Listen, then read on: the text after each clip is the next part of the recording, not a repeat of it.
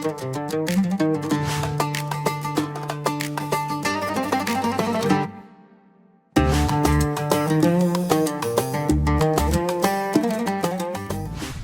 आदाब, मैं डॉक्टर नसीम बज़्म उर्दू की इस महफ़िल में दूरदर्शन की जानिब से आप सबका बसमीम क़ल्ब इस्तक़बाल करती हूँ। आज के इस महफ़िल में हम उर्दू रसायल पर बात करेंगे। पिछले एपिसोड में हमने ग़ालिबन उर्दू अखबारात पर बात की थी, जिसमें डॉक्टर अनीस सिद्दीकी साहब तशरीफ़ लाए थे। ये उसका दूसरा हिस्सा है, जिसमें डॉक्टर अनीस सिद्दीकी साहब इस पर गुफ्तगू करेंगे। जैसे अखबार के मुताल्लिक़ कहा गया था कि दिलचस्प बातें उसमें पेश की जाती हैं, बिल्कुल इसी तरह रसायल में भी समाजी, सियासी, माशी बातें पेश की जाती हैं। मुख्तलिफ़ मज़ामीन पर ये मबनी होते हैं। मजहबी रसायल दीनी एतबार से होते हैं, दीनी रसायल अलग होते हैं, समाजी अलग होते हैं, अखलाक़ी तौर पर अलग रसायल, मुख्तलिफ़ किस्म के मुख्तलिफ़ मौज़ूआत पर रसायल मबनी हैं। एक ही इसका अखलाक़ी पहलू ये है कि माशरे की इस्लाह, चाहे वो मजहबी तौर पर हो, दीनी तौर पर हो, समाजी और सियासी इस्लाह करना इसका मकसद होता है। तो आइए इस पर आज तफसील से रोशनी डालेंगे। डॉक्टर अनीस सिद्दीकी साहब, आपकी शख्सियत किसी तारुफ की मोहताज नहीं है। आप हिंदुस्तान भर में अपनी सहाफ़ती खिदमात के चलते जाने पहचाने जाते हैं। तो ग़ालिबन सबसे पहले हम ये जानना चाहेंगे डॉक्टर साहब से कि उनका जो सहाफ़ती दौर रहा है, उनकी ज़िंदगी का, वो कितना दिलचस्प रहा है, वो कैसे इससे जुड़े, इसके मुताल्लिक़ हम बातचीत करेंगे। साथ ही मज़ीद, जैसे कि हमने पिछले एपिसोड में ग़ालिबन रसायल के मुताल्लिक़ उनसे बातचीत की थी, हिंदुस्तान भर के मुख्तलिफ़ रसायल, कर्नाटक के मुख्तलिफ़ रसायल के मुताल्लिक़ उन्होंने तज़किरा किया था। बिल्कुल उसी तरह मुख्तसरन ही सही हिंदुस्तान भर के रसायल, वो जराइद, ख़ास तौर पर कर्नाटक के कौन कौन से रसायल मशहूर हैं और किस मकसद के तहत ये मंजर आम पर लाए जाते हैं और कौन सा पैगाम ये देते हैं, इन तमाम के मुताल्लिक़ इसमें गुफ्तगू करेंगे। इससे पहले कि हम इस बात की शुरुआत करें कि रसायल की अहमियत व इफ़ादियत क्या है, मैं चाहूँगी कि डॉक्टर साहब आप अपनी हालत ज़िंदगी के मुताल्लिक़ हमें कुछ बताएँ। तो मैं दूरदर्शन की जानिब से इस महफ़िल में आपका इस्तक़बाल करती हूँ। बहुत बहुत शुक्रिया कि आपने मुझे तो जैसा कि हम सब जानते हैं कि आपकी सहाफ़ती खिदमात अनगिनत रही हैं अदब के हवाले से, तो ये ज़ौक़ और शौक़ कैसे रहा सर? मेरी पैदाइश एक ऐसे इल्मी और अदबी घराने में हुई जहाँ पाबंदी से अखबारात और रसायल आया करते थे। मेरी वालिदा मोहतरमा को मुताले का बहुत शौक़ था, ख़ास तौर से उस ज़माने के ख़वातीन के जो बहुत ही मशहूर रिसाले हुआ करते थे, जैसे पाकिज़ा आंचल है, मशरिक़ी आंचल है, ख़ातून मशरिक़ है। इनके अलावा वो दौर जासूसी नावलों का दौर था। इब्न सफ़ी की जासूसी नावलें घर में पाबंदी से आया करते थे। तो उसी तरह से बच्चों की तरबियत के लिए मेरे वालिदैन ने बच्चों के जो रसायल हुआ करते थे उस ज़माने में, जैसे नूर हुआ करता था, एक खिलौना हुआ करता था, ये रसायल भी जो है मंगवाया करते थे। तो उनका मुताला बचपन से ही, जब मैं प्राइमरी और हाई स्कूल के ज़माने से ही इन रसायल के मुताले ने मुझ में शौक़ पैदा किया और बहुत छोटी छोटी चीज़ें मैं इन रसालों के लिए लिखता रहा। और जब ये रसायल में मेरे छोटी छोटी चीज़ें छपती, छोटे छोटे मज़ामीन हैं, कुछ मरासिलें हैं छपते, तो बड़ी खुशी हुआ करती थी। और ये जो दिलचस्पी अखबारात और रसायल पे थी वो इसी तरह से परवान चढ़ती गई। और जब मैंने ग्रेजुएशन में दाखिला लिया तो वहाँ मुझे शदीद ख्वाहिश हुई कि मुझे भी अपना एक रिसाला निकालना चाहिए, क्योंकि उस ज़माने में भी मैं देखता था कि कर्नाटक से कोई ऐसा रिसाला नहीं है जो कर्नाटक के अदब की नुमाइंदगी करता हो। तो उस दौर में शायद ये 1985-86 की बात है कि मैंने अपना एक ख़ुद का रिसाला निकाला था, नवाए असर के नाम से। ये तकरीबन उसके 10 शुमारे शाये हुए। फिर ग्रेजुएशन के ज़माने तक भी ये रिसाला जारी रहा। ये 2 माही रिसाला था। तो उर्दू सहाफ़त से मेरी जो वाबस्तगी है, इसका पहला हिस्सा ये नवाए असर से शुरू हुआ। फिर उसके बाद पीजी के दौर में भी यूनिवर्सिटी का जो मैगज़ीन था या कॉलेज के जो मैगज़ीन्स हुआ करते थे, मुजल्ले, उसकी भी इदारत का मुझे मौका मिला। इस तरह से सहाफ़त से मेरी जो दिलचस्पी थी वो बढ़ती चली गई। और पीजी के बाद जब पीएचडी के लिए उन्वान का मामला आया तो मेरे जो गाइड थे डॉक्टर तैयब अंसारी, उन्होंने भी हैदराबाद में सहाफ़त पर काम किया था।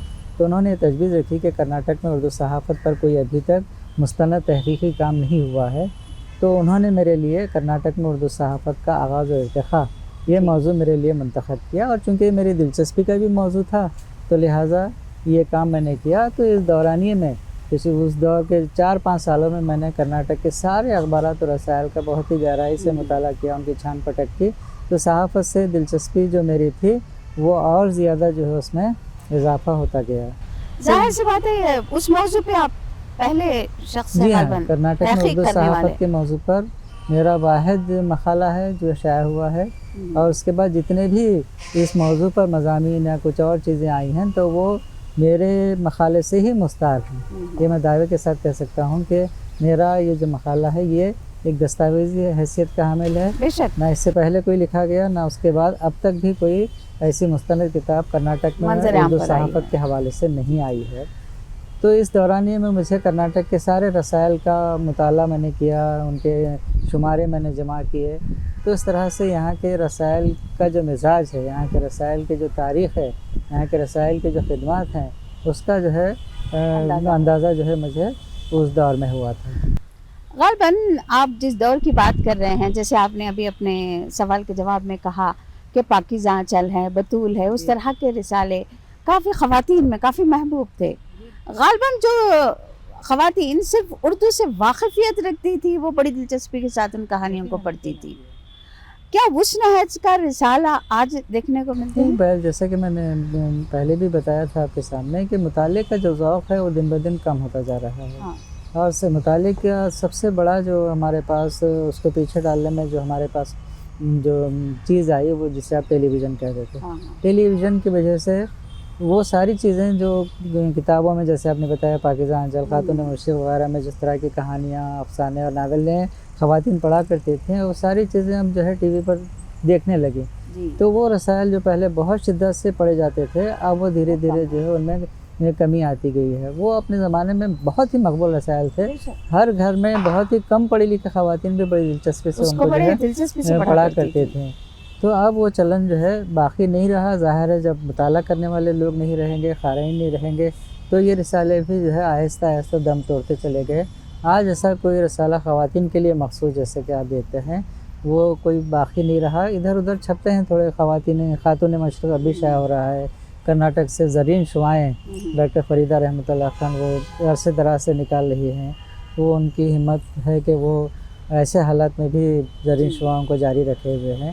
کہیں کہیں اس طرح سے رسائل نکل رہے ہیں۔ بچوں کے رسائل کا بھی معاملہ اسی طرح سے، ایک زمانہ تھا کہ کئی بچوں کے رسائل نکلا کرتے تھے، جیسے سب سے مشہور تھا کھلونا جسے آپ کہتے تھے، امنگ تھا، بچوں کی دنیا، اور پھر اس طرح کے کئی رسائل تھے جو بچوں کے لیے نکلا کرتے تھے۔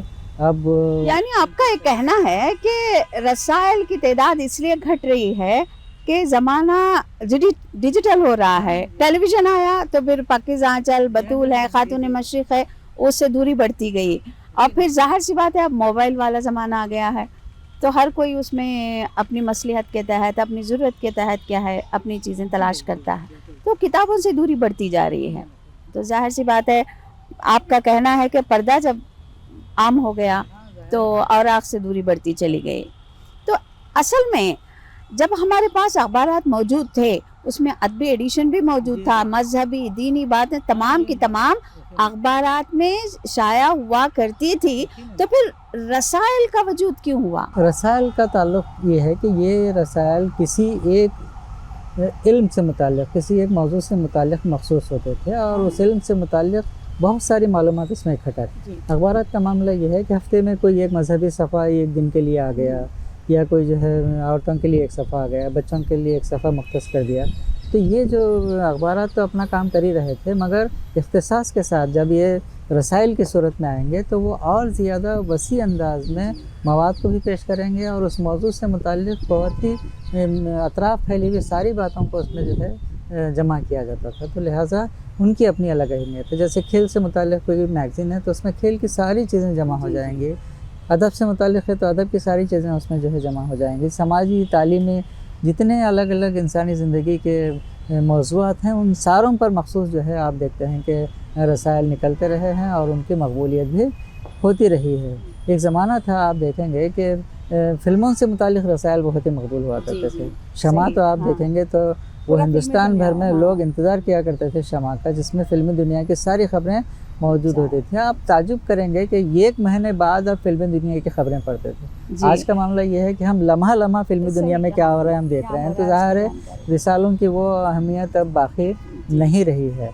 तो ये ज़माने की तरक्की के साथ साथ, साइंस एंड टेक्नोलॉजी की तरक्की के साथ साथ नए नए ईजादात जैसे जैसे आते जाएंगे तो ज़माना जो है बदलता चला जाएगा, ज़माने में तग़य्युर आता चला जाएगा। तो जैसा ज़माना है या जिस तरह से ज़माने का चलन है उस एतबार से इंसान अपने आप को जो है ढालता चला जाता है। और दूसरी एक और बात मैं बताऊं आपके जी। सामने कि पढ़ने से ज़्यादा तासुर जो है देखने का होता है। जी, यानी जो असर इंसान कबूल करता है वो पढ़ने से ज़्यादा जो चीज़ हम देख रहे हैं। उसका और इसी वजह से आप देखते हैं कि सोशल मीडिया और ये जो डिजिटल टेक्नोलॉजी जो आई है उसका ताल्लुक़ इंसान की बसारत से है। जी। वो देखने वाली चीज़ें उसे बहुत ज़्यादा कशिश भी रखती मुतासिर हैं हो और रहा वो है, मुतासिर भी मुतासिर हो करती हैं। इस वजह से अखबारात और रसायल की जो इशाअत है या उसका जो सर्कुलेशन है या उसके पढ़ने वालों की जो तादाद है वो यकीनन धीरे धीरे जो है कम होती आ रही है। अब बात करें, जैसे कि हमने अभी बात की कि मजहबी, सियासी, माशी जैसे फिल्मी दुनिया के लिए भी मखसूस रिसाले थे। हम अदबी दुनिया की अगर आप बात करते हैं तो आज उर्दू दुनिया निकलता है, बच्चों की दुनिया है, क़याम तालीम है, उमंग है। ये जो रसायल हैं इनकी अहमियत उस दौर में भी उतनी ही थी, आज भी उतनी ही है। तो जाहिर सी बात है ये रिसाले क्यों अपनी धाक आज तक जमाए हुए हैं? नहीं, मैंने बताया ना अभी कि ये रसायल, अदबी रसायल की जहाँ तक मैं बात करूँ तो इनकी बहुत ही लंबी तारीख़ है। और अदब में जैसे जैसे तब्दीलियाँ रूनुमा होती गईं, अदब में जैसे जैसे नए रुझानात आए, नई नई तहरीकें आए, तो वैसे वैसे रसायल का अंदाज़ भी बदलता गया। जैसे आप देखिए कि अलीगढ़ तहरीक जो थी सर सैयद अहमद ख़ान ने जो चलाई थी, जो वो इस्लाही तहरीक थी, तामीरी बातें हुआ करती थी, लोगों में इस्लाह पैदा करना उनका बुनियादी मकसद था, अखलाक़ी अक़दार को जो फ़रोग़ देना उनका मकसद था। तो तहज़ीबुल अख़लाक़ उन्होंने निकाला, फ़वाइदुन नाज़रीन मास्टर ताराचंद ने निकाला। तो कई रसायल उस माहौल की, यानी तरक्की पसंद तहरीक से पहले की बात कर रहा हूँ मैं, अलीगढ़ तहरीक जो थी, तो उस माहौल से कई रसायल निकले।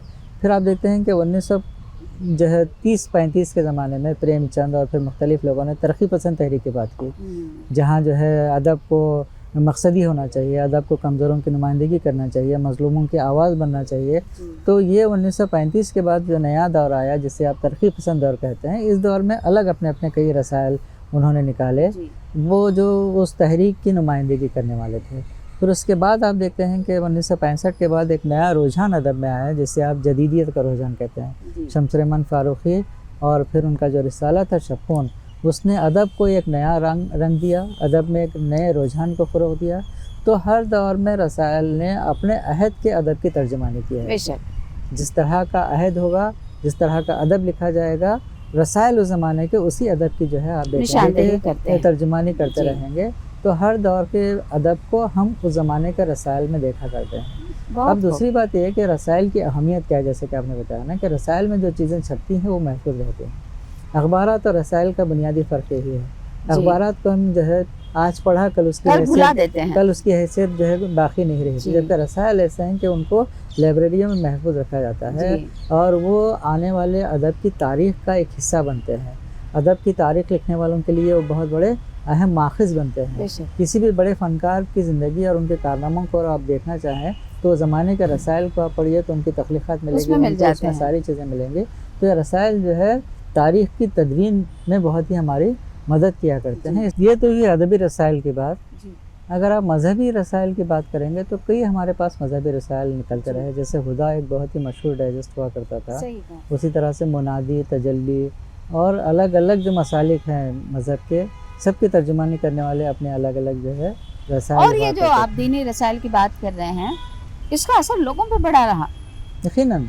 यानी दीन के मामलात में हो तो जाहिर सी बात है जो तब्दीली लाना मकसद था दीनी लिहाज से, इन रिसालों ने दीनी शऊर की बेदारी में बड़ा बहुत ही अहम रोल अदा किया। और दूसरी बात यह है कि जैसे कि पहले भी मैंने बताया कि दूसरे और कोई ज़राए थे नहीं मजहबी मालूमात के लिए या मजहबी जो मसाइल हैं उनका हल ढूंढने के लिए हमें इन्हीं रसायल की तरफ जो है रुजू होना पड़ता था। तो ये रसायल मज़हब के फ़रोग़ में या मजहबी शऊर पैदा करने के ज़िम्मन में या मजहबी मालूमात को आम करने के ज़िम्मन में ان رسائل نے جو مذہبی نوعیت کے تھے بڑا ہی اہم کردار ان کا ایک رہا رسالہ دلی سے نکلا کرتا، دیکھیے الفرقان دینی جی رسالہ جی تھا، غالباً اس کے لوگ منتظر رہتے تھے، جیسے ہمیں کسی مسئلے کو پوچھنے کے لیے فلاں عالم سے ملاقات کرنی ہے، یہ بڑا دقت والا معاملہ رہا تھا، اس رسائل کے اس لیے منتظر رہتے تھے کہ چھوٹی سے چھوٹی بات اور بڑے سے بڑے مسئلے اس کا حل اس میں باقاعدہ پیش کیا یہ جاتا جو تھا۔ مذہبی رسائل ہیں ان کی بڑی خوبی یہی تھی کہ مختلف جو چھوٹے چھوٹے عام زندگی کے جو مذہبی مسائل ہیں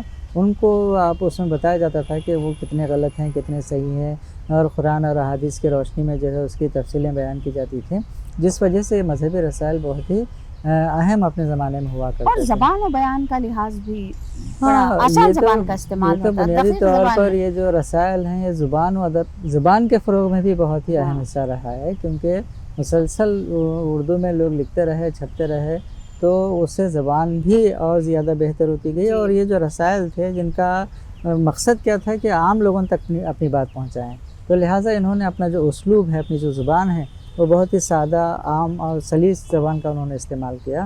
جیسے آپ سر سید کا تہذیب الاخلاق آپ لے لیجیے رسالہ، اس میں انہوں نے زندگی کے مختلف شعبوں میں جو مسائل ہیں اس کا اس میں بیان کیا تھا، اور پھر اخلاقی اصلاح کے لیے انہوں نے جو کام انجام دیے، تو ان کا بنیادی مقصد یہ تھا کہ ان کی بات عام قارئین تک پہنچے، تو ظاہر ہے اس کے لیے بہت ہی عام اور سادہ زبان اور کا انہوں نے غالباً استعمال اگر کیا۔ دیکھا جائے تو اردو زبان کو سیکھنے کا جو شوق ہے، دیکھیے جی ہر کوئی اپنے گھر میں یہ چاہتا تھا کہ ان کی لڑکیاں ہوں لڑکے ہوں اردو لازمی پڑھیں، کیونکہ یہ تمام رسالے اردو میں آتے تھے، تو ظاہر سی بات ہے اس لیے ایک طرح سے زبان کو بہت فروغ ملا اس دور میں۔ اس زمانے میں گھروں میں اردو کا ماحول ہوا کرتا تھا، جیسے آپ نے کہا کہ آپ کے گھر میں بھی یقیناً خاتون یہ مشرق صرف ہے یا میرے ہی گھر کی پاکیزہ بات نہیں چل آیا بلکہ کرتا بہت تھا۔ گھروں میں آپ دیکھتے ہیں کہ اس طرح کا پڑھنے لکھنے کا ماحول ہوا کرتا تھا، اردو کا ماحول ہوا کرتا تھا، اور گفتگو بات چیت سب سارے معاملہ جو ہے اردو میں ہی ہوا کرتے تھے، تو اس اعتبار سے بچوں میں بھی زبان کا شوق یا اپنی مادری زبان سے محبت کا ایک جذبہ اس میں پیدا ہوا کرتا تھا۔ آج گھروں میں ہمیں اردو کا وہ ماحول نظر نہیں آتا جو پہلے کسی زمانے میں ہوا کرتا تھا، جس وجہ سے رسائل بھی آپ دیکھتے ہیں، اخبارات بھی آپ دیکھتے ہیں کہ ان کی جو کمی ہوتی جا رہی ہے، ان کو چھپنا جن کا بند ہو گیا ہے، اس کی بنیادی وجہ یہی ہے کہ اب گھروں میں آپ دیکھتے ہیں کہ شو کیسز میں خوبصورت اینٹکس جمے ہوئے ہیں، آپ ٹپائیوں پر خوبصورت گلدستے سجے ہوئے ہیں، کتابیں رکھنا جو افتخار کی بات سمجھی جاتی تھی، خوشی کی بات ہوتی تھی کہ جتنا پرانا رسالہ آپ کے گھر میں موجود ہو کہ ہم وہاں سے اس کا لوگوں کے مطالعہ گھروں میں کر جو رہے ہے ہیں۔ بڑی قیمتی ڈکشنریاں ہوا کرتی تھیں اور کتابیں ہوا کرتی تھیں، مذہبی کتابوں کا الگ حصہ ہوا کرتا تھا۔ اب وہ سارا جو ہے قصہ پارینہ ہو گیا ہے، یہ ساری چیزیں جو پہلے کبھی ہمارے ڈرائنگ روم میں کتب خانے میں سجی بھی رہتی تھی، وہ ساری چیزیں آج جو ہے چھوٹے سے موبائل میں ہم نے اس کو قید کر لیا ہے، تو وہ ماحول جو ہوا کرتا تھا اہم وہ بات یہ تھی کہ ادب برائے فروغ زندگی، جی کیا وہ چیز آج کے رسائل میں دیکھنے کو ملتی ہے؟ جیسے کہ میں نے بتایا کہ ادب کا ہر دور میں الگ الگ رجحانات رہے ہیں۔ یہ ایک زمانہ تھا جب صرف اصلاحی باتیں ہوا کرتی تھیں، جیسے میں نے تہذیب الاخلاق وغیرہ کا ذکر کیا، جب پریم چند کے جو اخبارات نکلتے تھے رسائل، وہ دوسرا دور آیا ترقی پسند تحریک کا، جنہوں نے مکمل طور سے ادب برائے زندگی کو انہوں نے بڑھتا، انہوں نے کہا کہ ادب وہی ہے جو سماج اور معاشرے کے لیے فائدہ مند ہو، اس لیے انہوں نے کیا سماجی مسائل کو پیش کیا، انہوں نے کمزوروں کے مظلوموں کے مسائل کی آواز بننے کی انہوں نے کوشش کی، اور ایک مخصوص کمیونزم کے نظریے کو انہوں نے پیش کیا جس میں انسانیت کو بہت زیادہ اہمیت دی گئی تھی۔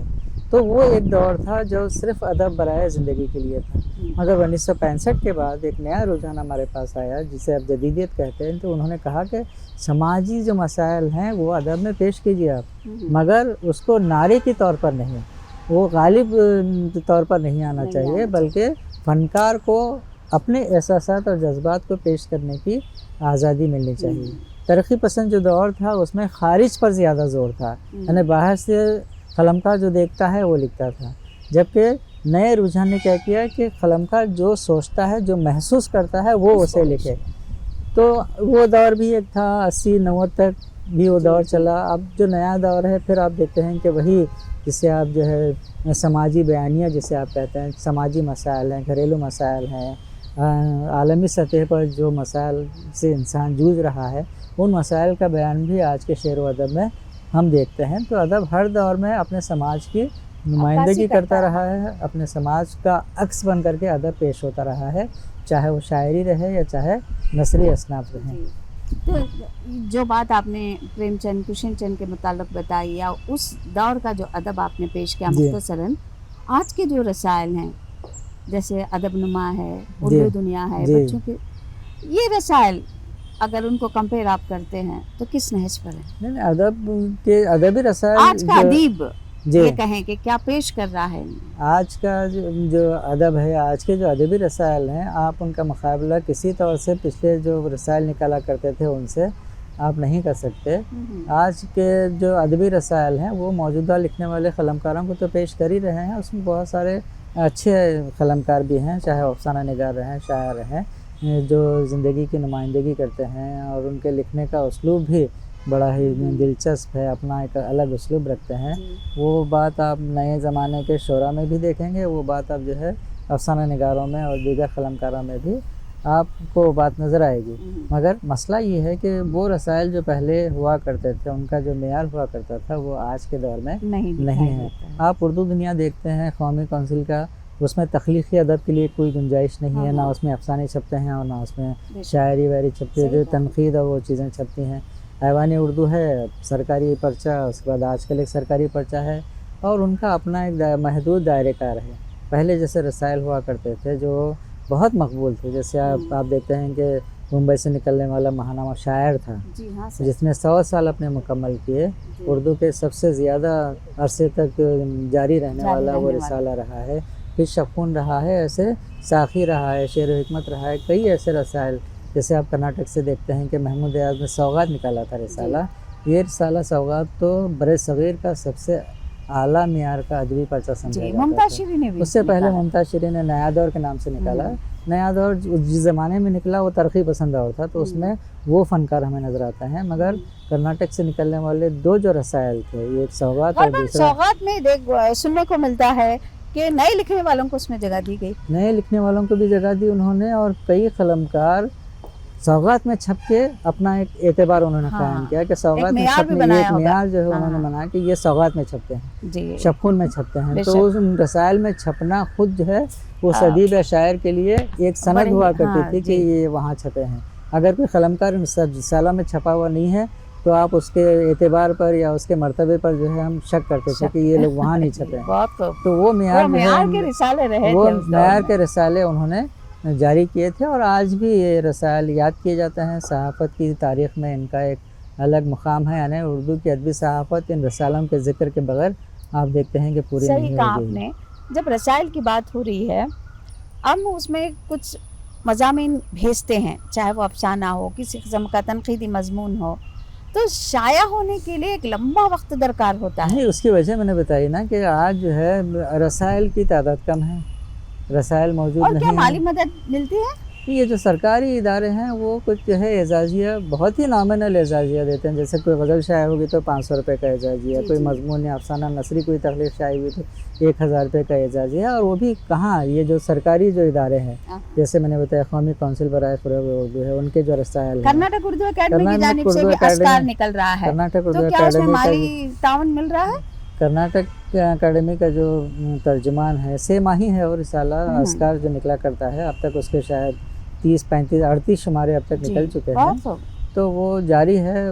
वहाँ भी जो है कोशिश की जा रही है कि जो क़लमकार उसमें छपते हैं उनको एजाज़िया दिया जाए, अगरचे कि एजाज़िया बहुत ही मुख्तसर छोटी सी रकम है, मगर वो एक तरह से एजाज़ है उस क़लमकार के लिए जो उसमें छपता है जी। ये किसी के 500 रुपये से, किसी के 1000 रुपये से, माली एतबार से तो कोई ज़्यादा फ़ायदा नहीं है, मगर वो क़लमकार के लिए एक तरह का रेस्पेक्ट है, एक तरह का एजाज़ है कि हम उनको कुछ जो है वो मुआवजा उससे देते हैं। मैं समझती हूँ कि अगर वो मुआवजे वाली बात हर रिसाले के साथ आज जोड़ दी जाए तो लिखने वालों की तादाद में इजाफा होगा। हाँ, यकीनन, मगर ये जो अमल जैसे आप कह रहे हैं ना कि लिखने वालों को देना चाहिए, ये सिर्फ सरकारी इदारे कर सकते हैं। हाँ। दूसरे जो ज़ाती तौर पर जो रसायल निकाल रहे हैं उनको खुद रसायल निकालना खुद उनके लिए कोई जो है मनफियत का काम है नहीं। जी। अब यहाँ पर आपकी जो मुकम्मल गुफ्तगू है उससे हासिल ये मिलता है कि लिखने वाला और पढ़ने वाला दोनों भी क्या है मजबूरी का शिकार हैं। تو اس کا حل کیسے نکالیں؟ آخر میں آپ کیا کہنا چاہیں گے قاری کو بھی، لکھنے والے کو بھی، اور رسائل و جرائد نکالنے والوں کے لیے، سب کے لیے کچھ ایسی بات پیش کریں جو سب کے لیے فائدہ مند ہو؟ قارئین کے لیے بھی مسائل ہیں، قلمکاروں کے لیے بھی ہیں، رسالہ نکالنے والوں کے لیے بھی مسائل ہیں، مگر یہ سب کیا ہے ایک دوسرے سے گتھے ہوئے مسائل ہیں۔ جی رسائل اس لیے نہیں نکلتے کہ اس کے پڑھنے والے نہیں ہیں، جی پڑھنے والے نہیں ہیں تو پھر قلمکار کس کے لیے لکھے؟ جی یہ ساری چیزیں ایک دوسرے سے جو ہے خلط ملط ہوتی ہیں، ایک دوسرے کے اندر گتھی ہوئی یہ چیزیں ہیں۔ ویسے ادب تو لکھنے والے آج بھی موجود ہیں، ادب جیسے تیسے لکھا جا رہا ہے، مگر ان کو چھاپنے والے رسائل کی کمی ہے، اور ظاہر ہے رسائل کی کمی اس لیے ہے کہ وہ پڑھنے والوں کا رجحان جو ہے باقی نہیں رہا ہے۔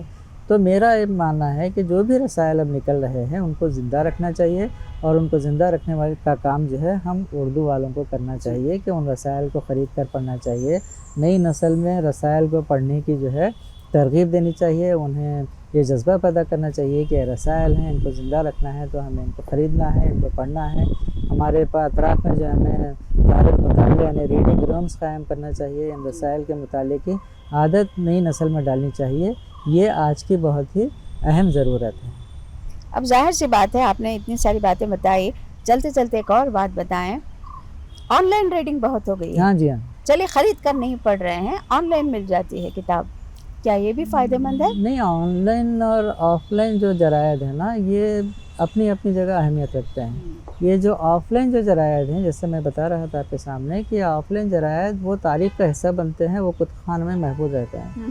یہ جو آن لائن جو چیزیں ہیں وہ تاریخ کا حصہ نہیں بن پاتے۔ جی جی تو مگر آن لائن کی دوسری کیا فائدہ یہ ہے کہ یہ اس کی جو ہے پہنچ بہت دور تک ہے، یہ عالمی سطح پر اپنی بات کو بہت ہی کم وقت میں آپ جو ہے ایک بہت ہی قارئین کے بہت ہی وسیع حلقے تک پہنچ جائیں گے، جو ہے آف لائن رسائل سے یہ ممکن نہیں ہے۔ دونوں کی اپنی اپنی جو ہے افادیت ہے، مگر اب چونکہ وہ مطالعے کا رجحان ہی باقی نہیں رہا ہے تو پھر اب لامحال جو ہے نئی نسل راغب ہو رہی ہے اب جو ہے آن لائن رسائل کی طرف، آن لائن اخبارات کی طرف۔ کیا مخصوص پیغام قارئین کو دینا چاہیں گے؟ قارئین، اردو کے قارئین کے لیے تو میری یہی جو ہے خواہش رہے گی ان سے کہ گھروں میں آپ اردو کا ماحول پیدا کیجیے، اردو اخبارات اور رسائل کو خرید کر پڑھیے، اپنے گھر کا ایک چھوٹا سا حصہ اردو کے رسائل اور جرائد کے لیے، کتابوں کے لیے مخصوص کیجیے، اپنی آمدنی کا بہت ہی کم، آدھی فیصد سے بھی کم حصہ آپ اردو کے اخبارات اور رسائل خرچ کرنے میں جو ہے لگائیے۔ اپنی نئی نسل کو، اپنے بچوں کو اردو سکھائیے، بھلے ہی آپ اپنے بچوں کو انگریزی میڈیم میں پڑھا رہے ہوں زمانے کی ضرورت کے تحت، مگر انہیں اردو سے آشنا کیجیے، کیونکہ اردو ان کی اپنی مادری زبان ہے، اور مادری زبان ہونے کے ناطے انہیں اردو سیکھنی، ان کو اردو سکھانی بہت ہی ضروری ہے۔ اگر ہر گھر سے یہ بات شروع ہو جائے تو پھر کوئی عجب نہیں ہے کہ اردو زبان کا وہ جو بول بالا جو پہلے تھا وہ پھر جو ہے بول بالا پھر اردو زبان کا ہو۔ تو ناظرین، ڈاکٹر انیس صدیقی صاحب نے اردو رسائل کے متعلق بڑی ہی دلچسپ باتیں بتائی۔ اس کا حاصل یہ ہے کہ آپ میں پڑھنے کا جو شعور ہے، ذوق اور شوق ہے، وہ رہنا چاہیے۔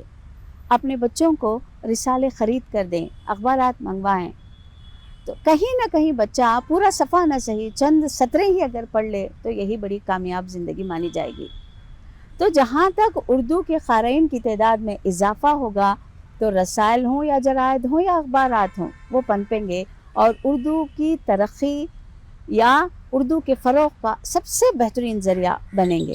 تو ڈاکٹر صاحب نے جو باتیں بتائیں کہ لکھنے والوں کے لیے جو مشکلات آ رہی درپیش ہیں، وہی رسائل نکالنے والوں کے لیے بھی وہی مشکلات درپیش ہیں، تو اور قاری بھی اس سے جوجھ رہا ہے۔ تو حاصل یہ ہے کہ پڑھنے کا ذوق اور شوق اگر سب میں ہو تو تمام مشکلات میں سمجھتی ہوں حل ہو جائیں گے، اور اپنے گھروں کے ان کونوں کو جن میں آپ نمائش کے لیے مختلف چیزوں سے آرائش کرتے ہیں، ان جگہوں کو میں کہتی ہوں کہ آپ رسالوں سے، اخباروں سے اسے سجائیں تو وہ خوبصورتی ہی الگ ہوگی۔ پڑھنا، پڑھانا یہ عمل تا قیامت جاری رہے گا، لیکن ہمارا کام یہ ہے کہ ادب برائے فروغ زندگی جو ہے، ہم زندگی میں جو کچھ دیکھتے، سوچتے، سمجھتے ہیں، ان کو ہم رسائل میں، اخبارات میں پڑھتے ہیں۔ تو ظاہر سی بات ہے ان تمام چیزوں سے اپنے آپ کو سنواریں، اپنے بچوں کو اردو زبان سے محبت और उर्दू तहरीर को लिखना सिखाएं। और ये शौक़ और ज़ौक़ तभी पैदा हो सकता है तब आप अपने घर में उर्दू रसायल और उर्दू अखबारात को जगह दें। तो डॉक्टर साहब, आप दूरदर्शन में तशरीफ़ लाएँ और इतनी सारी अहम बातों से हमें नवाजा और मुफीद से मुफीद तर बातें बताई, उसके लिए हम दूरदर्शन की जानिब से आपका शुक्रिया अदा करते हैं। बहुत बहुत बहुत शुक्रिया कि शुक्रिया सर। आपने हमें याद किया।